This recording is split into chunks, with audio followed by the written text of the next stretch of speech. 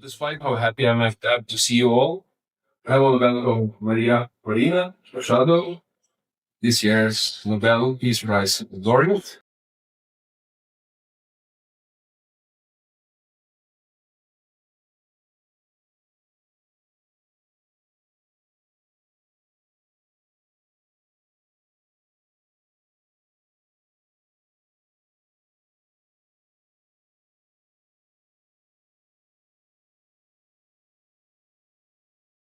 I apologize to you personally, but I also want to do it here with witnesses for driving you so hard after you landed just before midnight last night. I don't think you had virtually a second to yourself, apart from having it yet a few moments in your time after all the arguments. Very happy to have you here, Maria. We will start this press conference with a few opening words from the chair of Norwegian Nobel Committee, Linn Magnus Rydnes.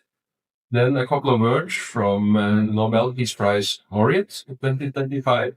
And then we will open up for questions. And I will be moderating this event. And we aim to end up by quarter past one at the latest. Please, Jürgen. Thank you.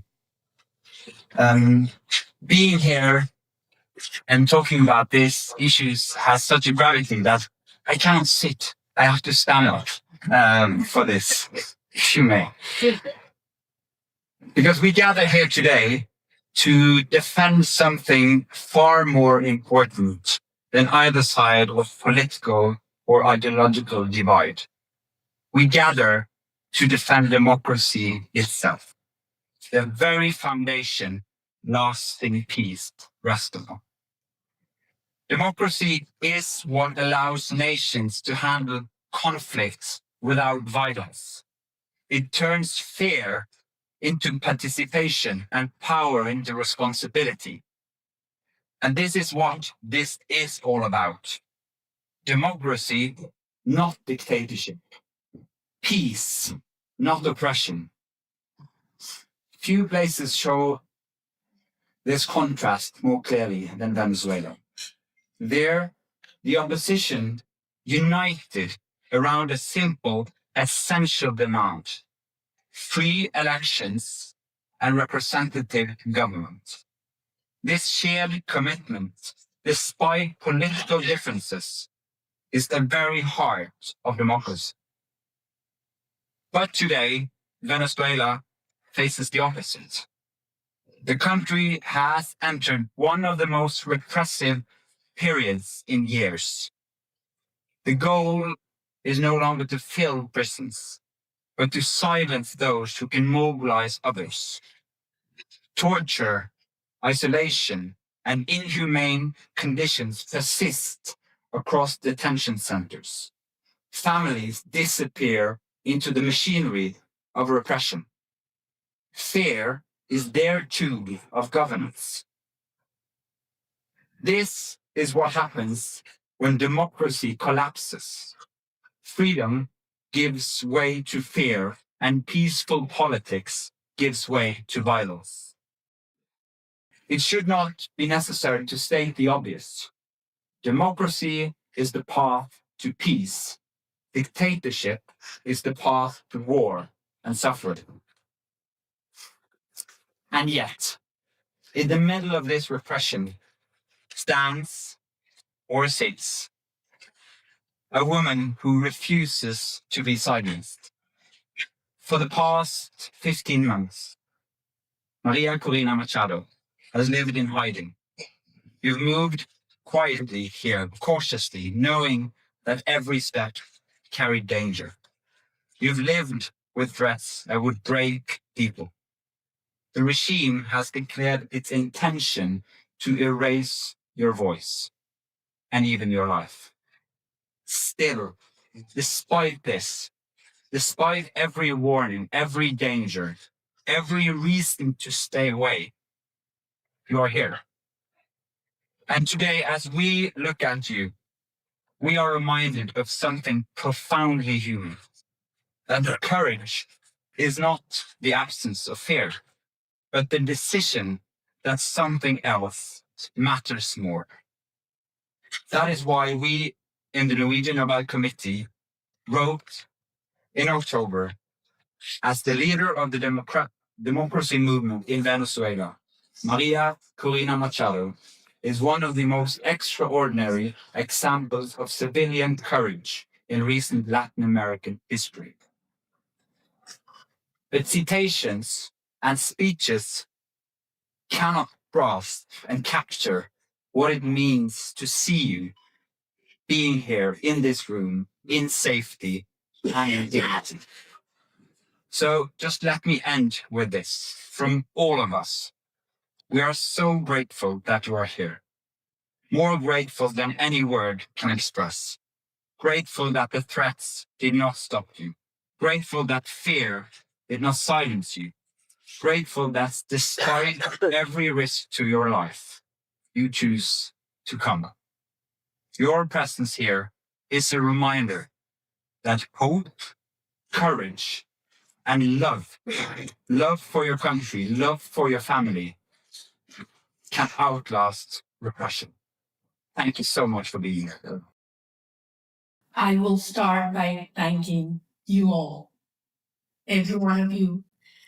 I'm so glad to be able to see you and meet you again at Mundo Mercedes. We're so proud of you. And so looking forward for what we're going to do together very soon for our country. Seeing friends, colleagues that I've not seen in the last 8 or 10 years, but that have stand firm all around the world, closer every day to Venezuela. Nor distance or time have broken that profound link to your country. And everybody says they want to come back. Everybody that I've met in the streets of Oslo say they're preparing their bags to come back home, to build a nation that will be so proud, and that we will always tell our children what this generation has done. I am so grateful, and I have to say it here, to the people that made it possible, men and women, that I could have arrived here today. To all of you, my friends, Venezuelans know, because I've said this before, that every single day of my life, I ask myself, where I'm most useful to our cause. And when I made that decision consciously, that's where I have been. That's why I stayed until recently in our country. This day, I had to be here. And it wasn't easy. Sometimes it looked impossible. But so many times we've been told what we wanted to do was impossible. And we have done it. So being here today is a proof of what Venezuelan people's will and courage and love is capable of achieving. And I arrived a little late, but I'm here. And I think that God has its ways, because my words couldn't have been better expressed by someone of a generation that has not known democracy or lived in freedom, but they have learned from their fathers, mothers, and grandparents what it requires. And these our children are willing to give their life for something they have never known. So that's why I'm convinced we have the best generation of Venezuelans ever, ready to finish our job. Not only to liberate our country, but to build a nation with strong pillars, ethical pillars, that will represent the new democratic institution for centuries to come. That's the magnitude of the responsibility we have. And now, if you allow me, I want to say a few words in Spanish. Porque quiero hablarle a todos los venezolanos que están aquí y que están en Venezuela. Todos sabemos que este ha sido un reconocimiento a cada uno de nosotros, 30 millones de venezolanos, que nos ha unido porque hemos celebrado en todos los rincones de Venezuela y en Venezuela, a veces por dentro, a veces en iglesias, a veces solo en las cocinas de nuestras casas porque no se podía celebrar en las calles, pero en tantas ciudades alrededor del mundo. Y mi deber era venir a recoger este premio para llevarlo de vuelta a los venezolanos. Y pronto estaré de vuelta a Venezuela y sé que muy pronto ustedes también. Y vamos a demostrarle al mundo que no solamente nos merecemos este premio, sino que realmente esta generación entera pasará a la historia de la humanidad, porque lo que hemos hecho ha sido enorme y ha demostrado, como lo dije, o lo dijo María Corina ayer, que al final freedom certainly requires democracy, and I'm sorry, wrong. Peace requires democracy, and you cannot have democracy unless you conquer and defend freedom. And at the end, to maintain freedom, and it is a personal, conscious decision, it requires a lot of courage, civic courage, as you have said. And an individual and a society is willing to do everything. And it takes a lot of courage when the things you love most in life, most dearly, are threatened. So at the end, it is an act of love. Ultimately, peace is an act of love. And I think that's the lesson we have given ourselves.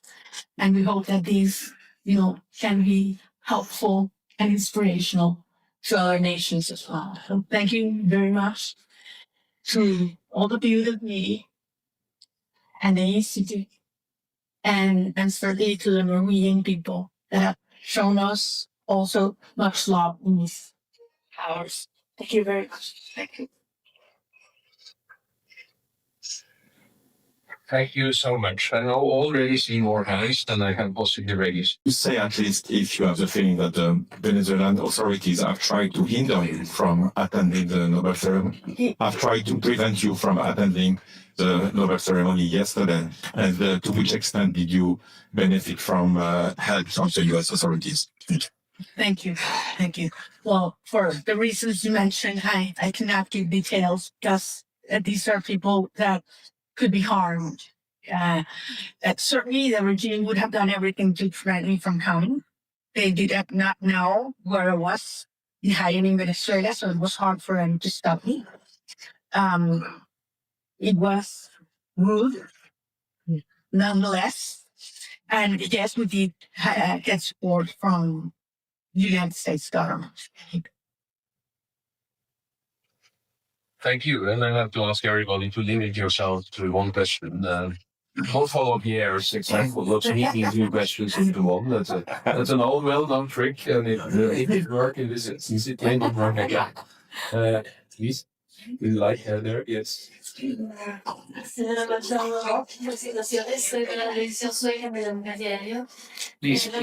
wait for the microphone so that we can hear.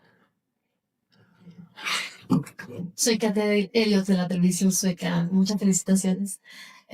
La meta de la oposición venezolana es la transición democrática y la salida del poder de Nicolás Maduro.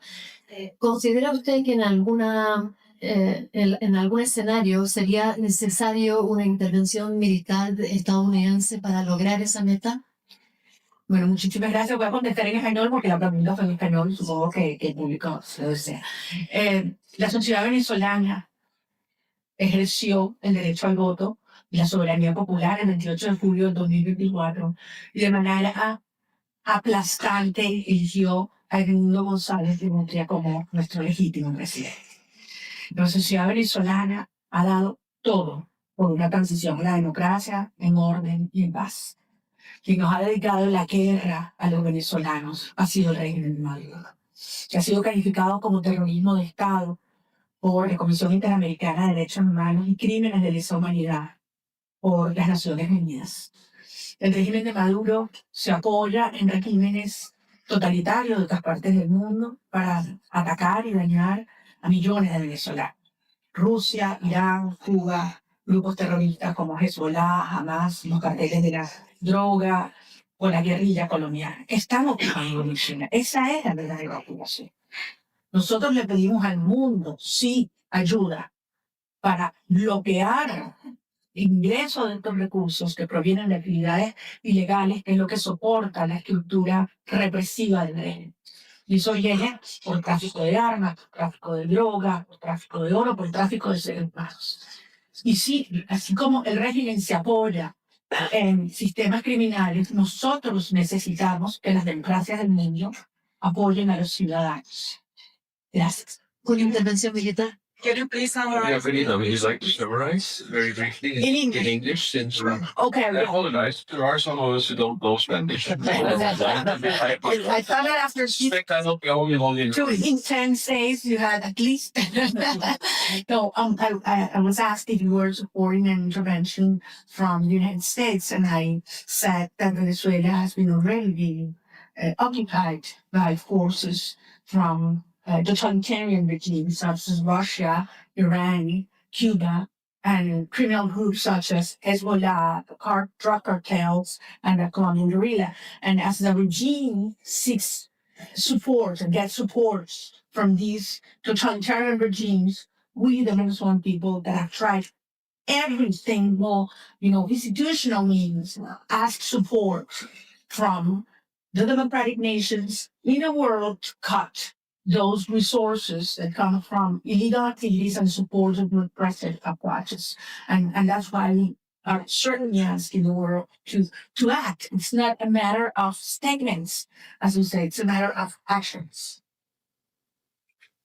Please, then the light mirror and the yellow cheese strap.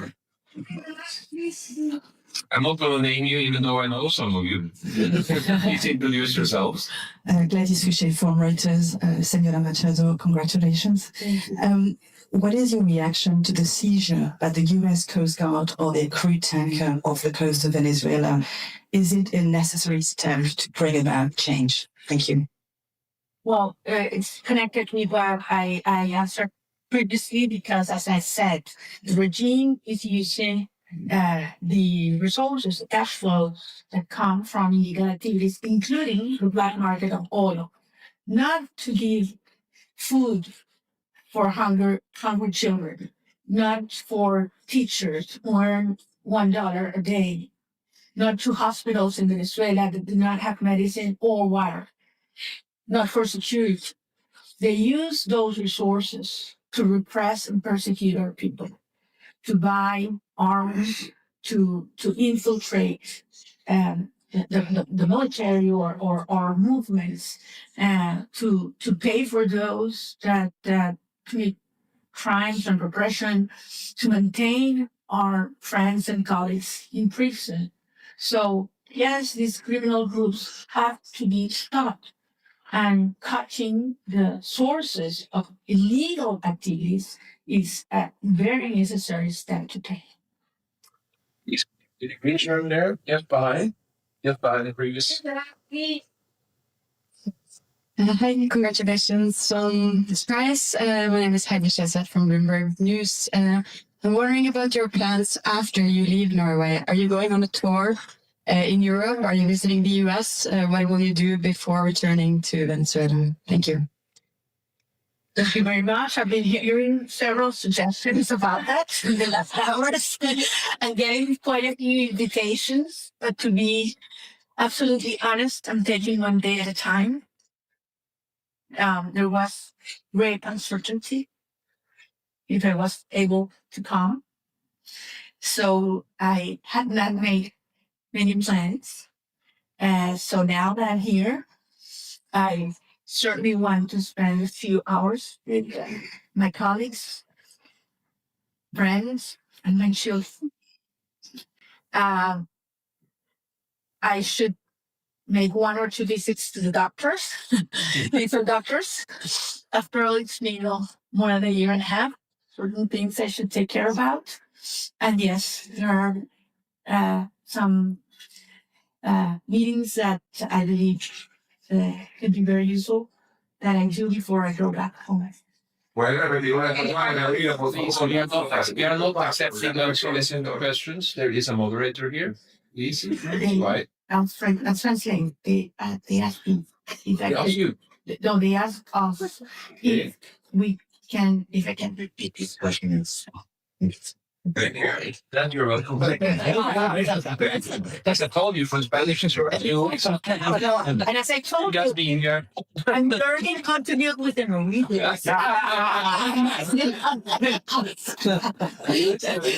Well, last night the police didn't want me to go out and say hello to the people, and finally we agreed. Dialogue. Me preguntaron cuáles eran mis planes para después de la estadía en Oslo, y le decía a la reportera de Bloomberg que la verdad es que estoy llevando cada día a la vez.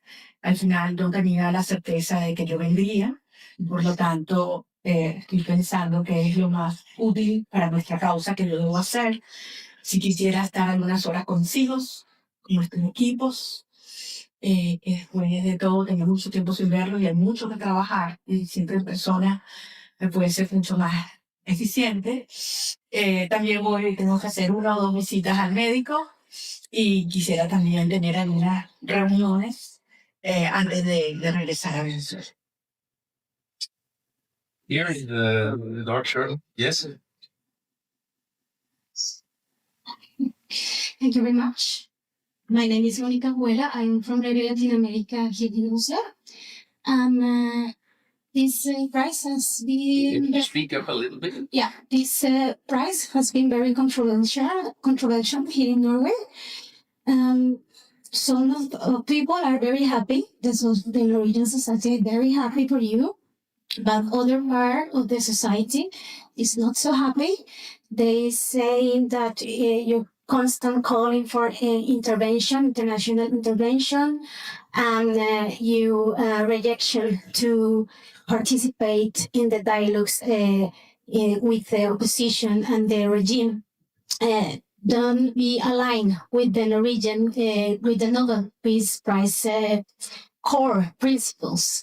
So for those people, for those Norwegian citizens that are not so agree with the committee, what do you say to them about taking a dialogue as a path to restore democracy in Venezuela? Thank you. Thank you very much. Well, I have to say that many times in our journey, the truth has been very uncomfortable for some people. And we have paid a high price for telling the truth. And many times it would have been much easier and politically correct to keep in silence. But we decided to speak out. And it brought us sometimes pain and people that wouldn't understand our stances. But at the end, I think that holding to the truth, it's what creates trust. And that's the essence of what we're fighting for. So I respect other people's views. And I know that the situation in Venezuela is very complex.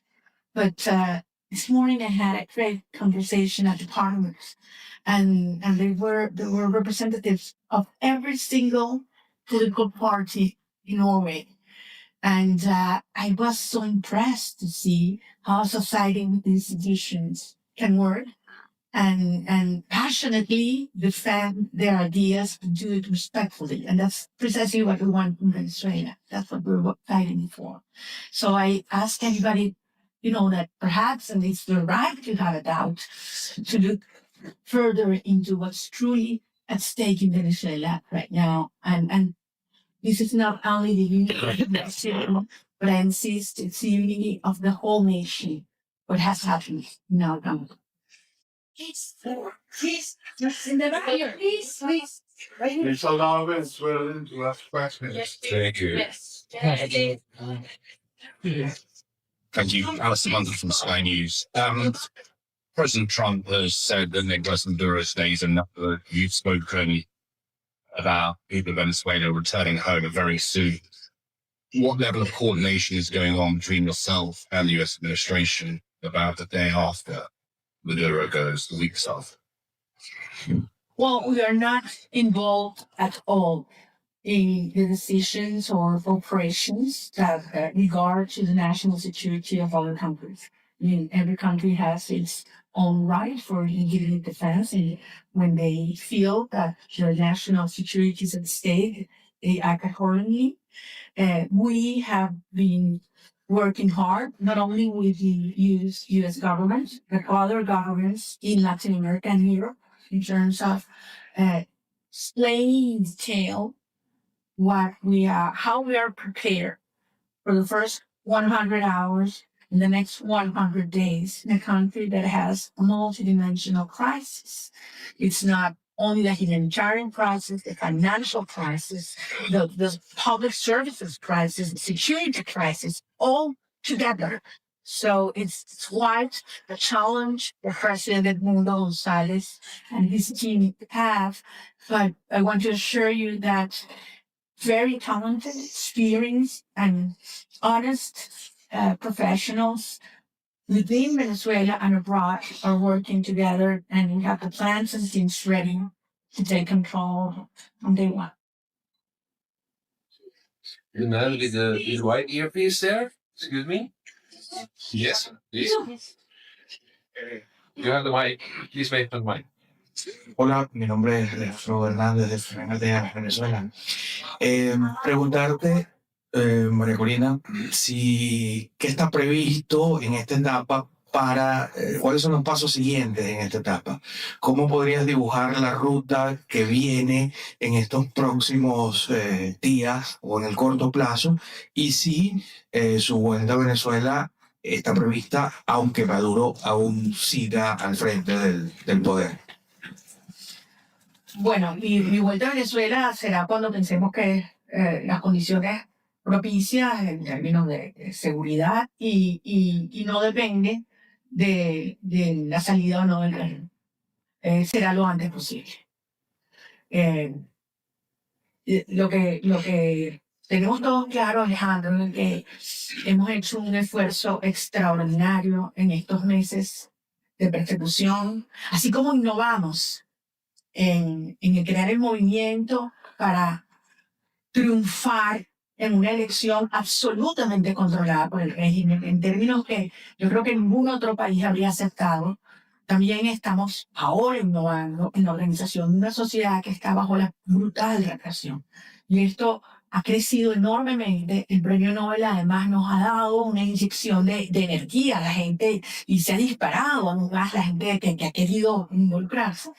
Y lo que hay que seguir es preparándose para la transición, aumentando la presión externa y manteniendo y avanzando en la coordinación externa, que incluye, entre otras cosas, lo que preguntaba aquí antes tu colega, de que el mundo tenga muy claro cuáles son los planes y las áreas de cooperación que se van a requerir durante el periodo de transición.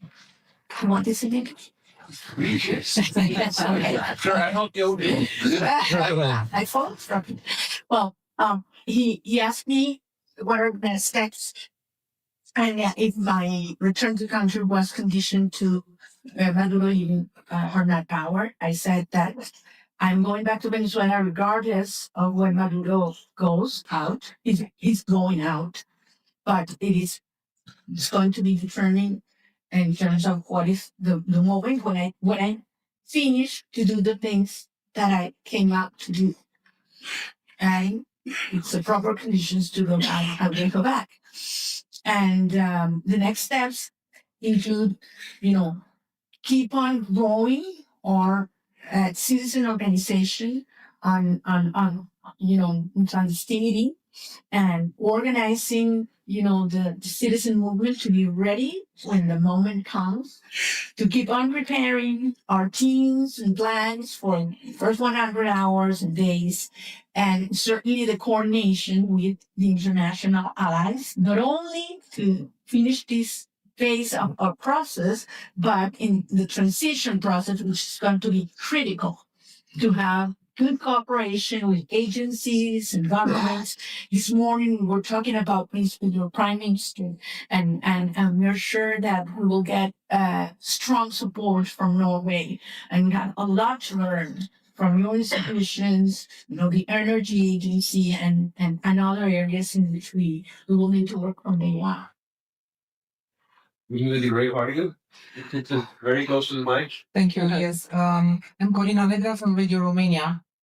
And I was wondering when the day will come, what institutions you will internally reform first? Will this be police, justice?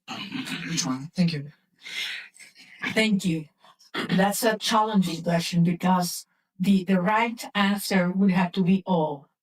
Venezuela's institutions have been absolutely devastated. Of course, there is a priority, and the priority is always the people.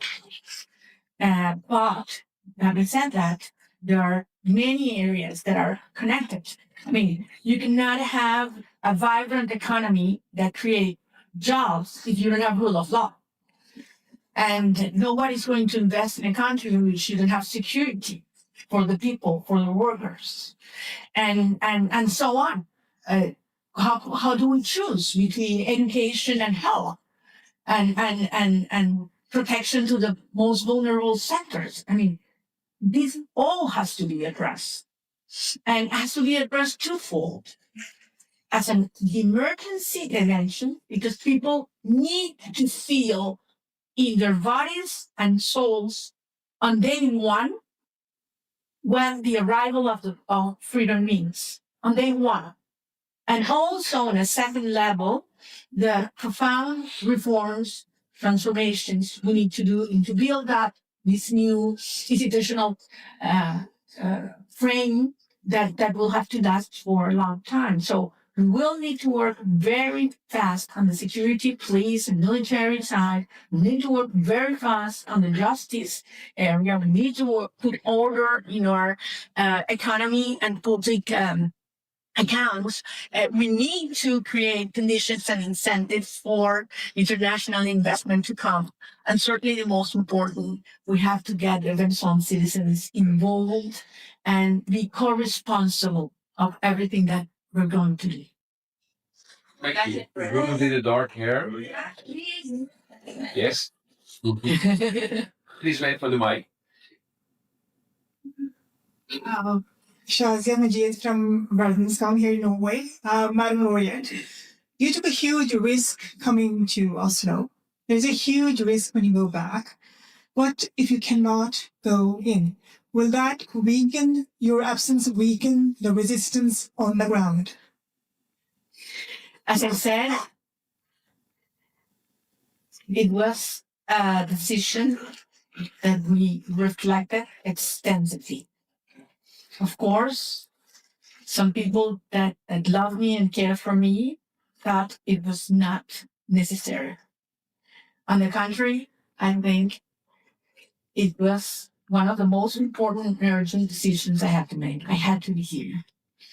And I believe that the risk, even though it was very high, it was worthwhile.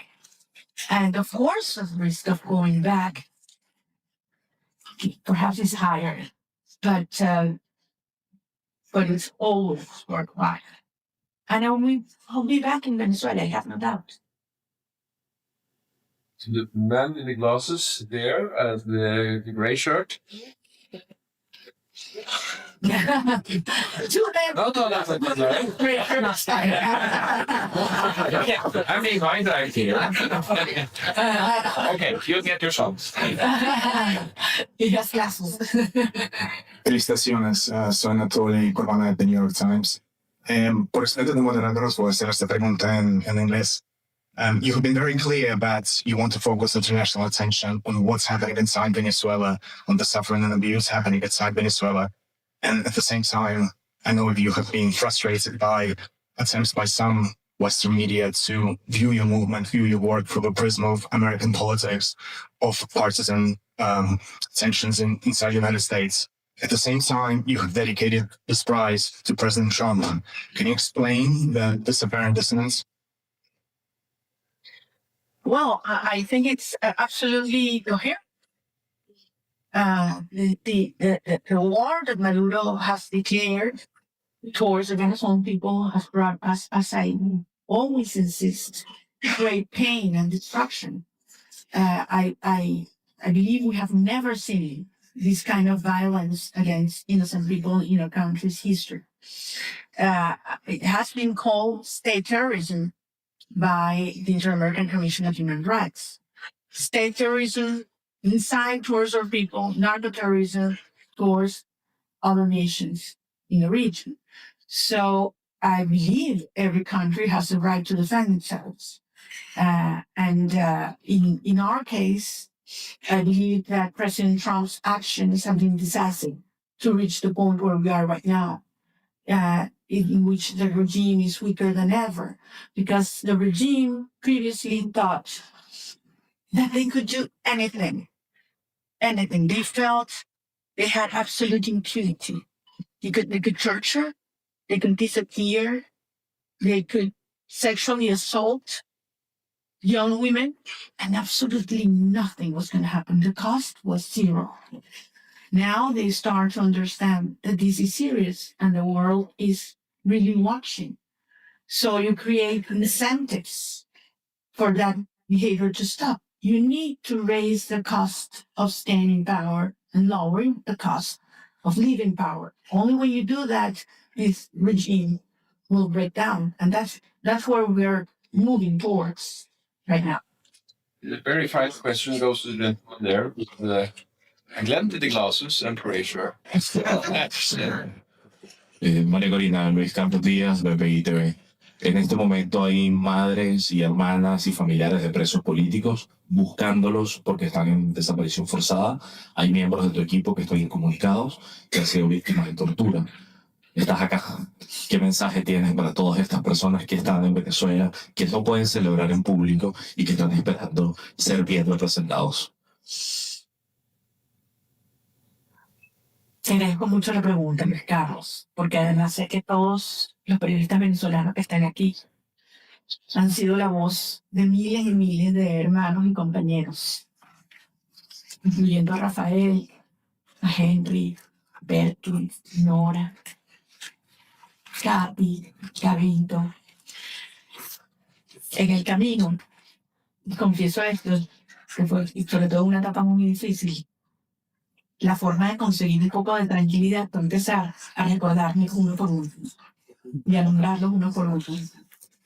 Y me dio mucha fuerza, ¿sí? Porque al final esto que estamos haciendo es por ellos.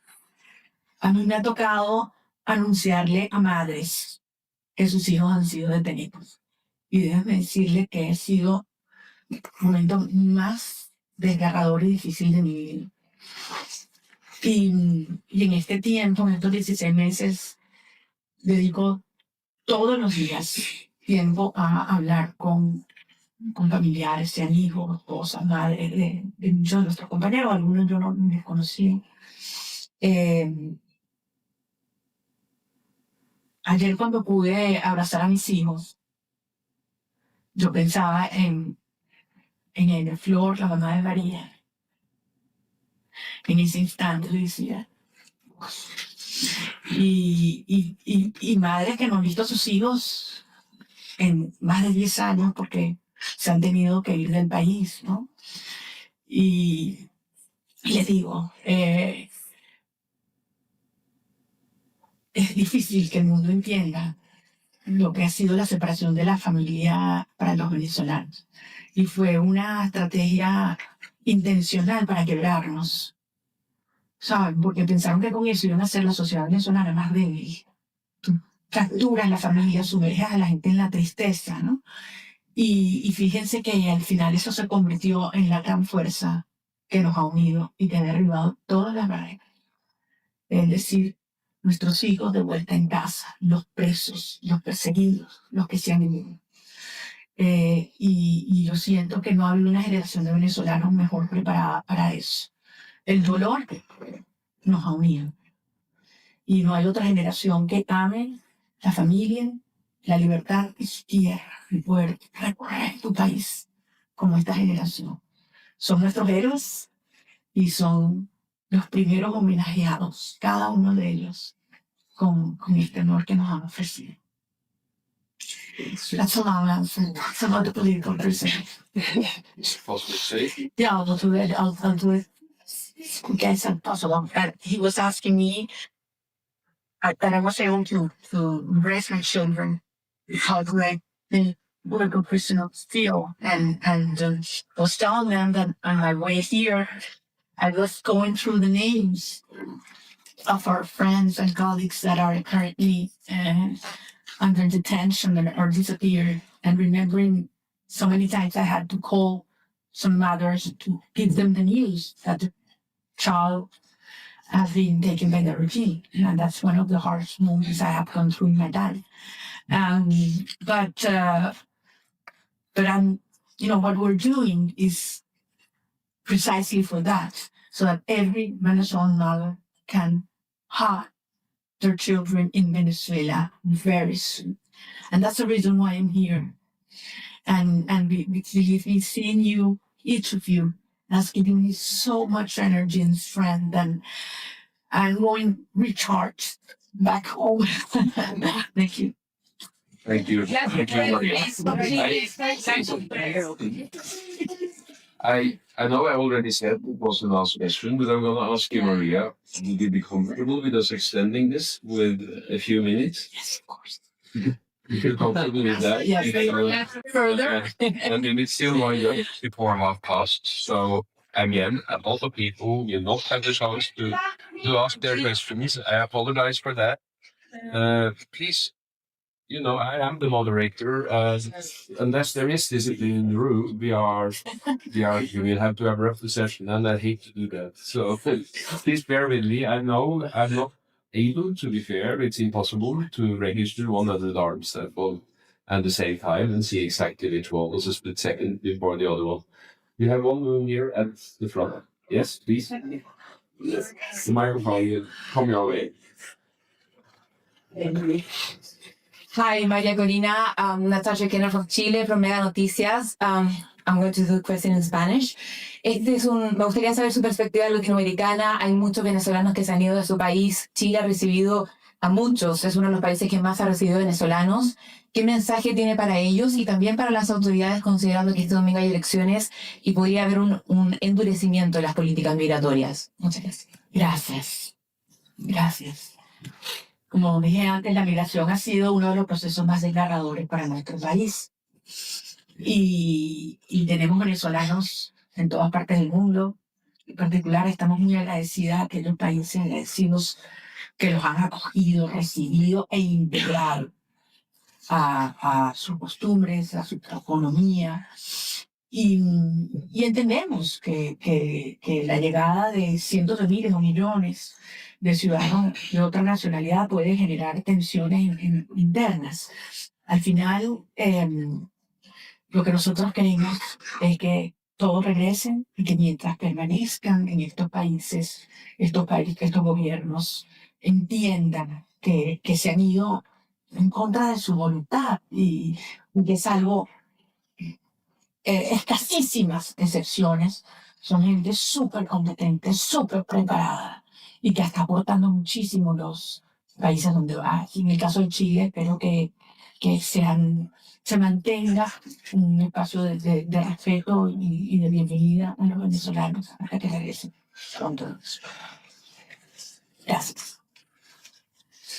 She was asking me about Venezuelan migrants and that there's a presidential election next Sunday in Chile, and saying that would you ask, we are first grateful and governments that had received so many Venezuelan migrants that are hardworking and honest and family-loving individuals, and that we hope that they keep protection until they are able to come voluntarily back home. You have a woman there with a gray sweater. Please, over here, please. Sorry? Here. So this way. Bye. Sí, muchas gracias María Corina. Soy Ingrid Fadez de Clase Campbell. Hace una semana usted dio una entrevista a nuestro periódico y en esa entrevista usted afirmó que déjame ver. Bueno, hago otra pregunta entonces. ¿Cuáles son sus aliados principales en Europa? Porque usted ha firmado la Declaración de Madrid y quería preguntarte la Declaración de Madrid y esa unión de partidos políticos, ¿qué tan importante sea para tu proyecto político y para Vente Venezuela?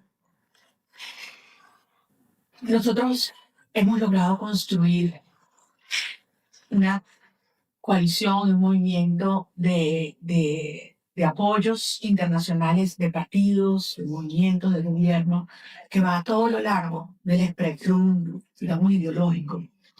Y nuestro presidente Edmundo González Urrutia ha sido recibido por presidentes, primeros ministros en Europa y en otras partes del mundo, de distinta orientación doctrinaria, porque al final se entiende que nuestra lucha está por encima de estas diferencias que son absolutamente legítimas y necesarias en una democracia, si tiene que ver con principios.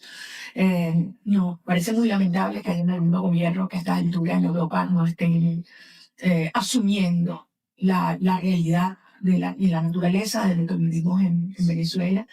Pero hay otros, y hoy lo vimos aquí en el caso de Noruega, que llaman las cosas por su nombre y que están dispuestos a asumir la posición de la verdad, de los derechos humanos y del pueblo, que al final es quien eligió. Así que yo estoy muy optimista de que esta coalición internacional, ahora con el premio Nobel, se va a fortalecer y ampliar mucho más.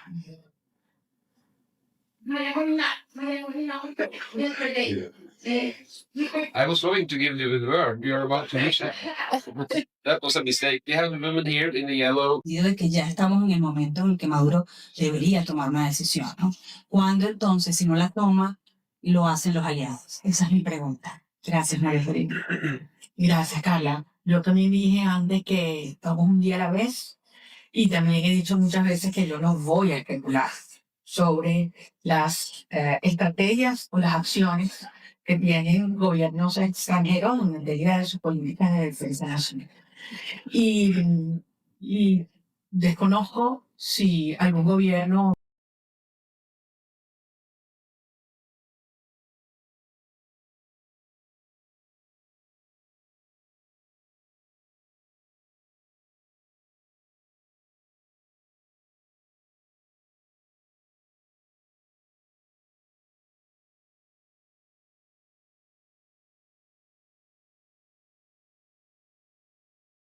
en este caso el presidente de los Estados Unidos tiene o no tiene un deadline, nosotros vamos hasta el final. Esa es nuestra posición, siempre. ¿Crees que la gente de Venezuela se decida por salida del país? Ajá, para terminar aquí, Si lo puedes decir en español. Ajá, Mucha ayuda a Estados Unidos. ajá, yo di la información que puedo dar, que conviene dar, ante una pregunta. Nosotros habíamos recibido apoyo del gobierno de los Estados Unidos para que no pudiera llegar a Oslo, y la respuesta es sí. Y solamente para terminar la pregunta de más atrás, todo lo contrario. Yo siento que los venezolanos dentro y fuera de Venezuela están muy felices, muy emocionados de que pude estar aquí en representación de ellos y que, como dije antes, voy a regresar a nuestro país a llevarle su premio. Ayer el presidente de Yeah, Please. just Please. she asked me if I knew about President Trump's ultimatum and I have received support. Right. And I said that I have no information regarding the first issue, and that I had affirmed that we did get support from the U.S. government in order to arrive in Boston. Okay, the woman at the back. Yes.